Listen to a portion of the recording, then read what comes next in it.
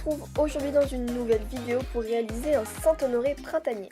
Alors on commence tout de suite par prendre un petit peu de pâte blanche et un tout petit peu d'ocre pour donner une couleur légèrement beige. Voilà, je viens la couper en tout petits bouts pour la malaxer ensuite. Et voilà la couleur que ça me donne.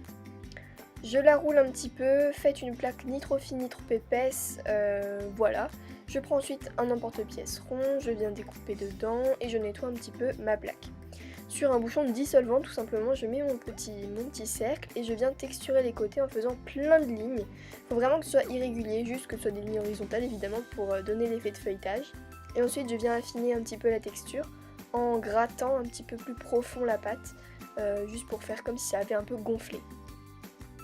Voilà, ensuite je viens la colorer, je prends un pastel ocre et j'en applique surtout sur les côtés puisque le centre de la plaque ne se verra pas. Voilà, donc j'applique d'abord de l'ocre et ensuite je viens appliquer un marron clair juste pour donner un effet légèrement cuit mais pas trop non plus, c'est pas un gâteau, enfin c'est pas un cookie si vous voulez, c'est pas la même chose. Ensuite je décolle de mon petit bouchon, j'affine un petit peu la couleur en rajoutant un peu de marron, vraiment légèrement vous voyez, et je fais l'autre côté du gâteau. Voilà ce que ça donne. Alors une fois que c'est fait, je prends encore de la pâte beige, donc mon reste tout simplement. Je roule un boudin et je viens faire des petites boulettes que j'aplatis. Ce sera en fait les petits choux du Saint-Honoré. Donc j'en ai fait 9 mais j'en ai utilisé que 6, voilà.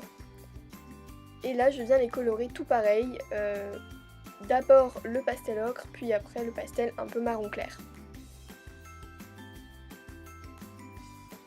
Une fois que c'est fait, je viens les poser sur le gâteau, juste pour voir où est-ce que je vais les positionner.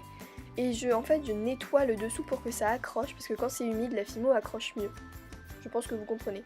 Ensuite, j'ajoute un petit peu de marron clair, pour donner un petit effet cuit que sur les côtés, parce que le dessus sera recouvert de coulis. J'ajoute un tout petit peu de texture avec la brosse à dents, vraiment très légèrement. Et ensuite, je prends une plus grosse boule de beige pour la mettre au centre. Celle-ci, on n'a pas besoin de la colorer, elle ne se verra pas de toute façon.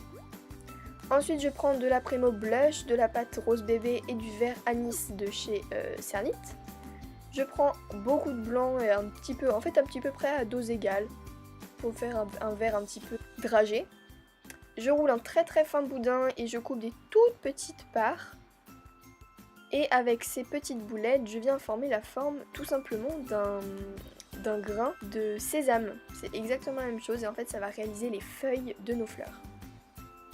Voilà, c'est vraiment tout petit, après c'est en fonction de la forme et de la taille de votre Saint-Honoré. Je roule ensuite un fin boudin de blush de chez Premo, je coupe plein de petites boulettes que je roule tout simplement. Et j'en roule une en plus en jaune, je vous ai pas montré, voilà. Je viens former ensuite les fleurs en mettant 5 boulettes autour de la boulette jaune.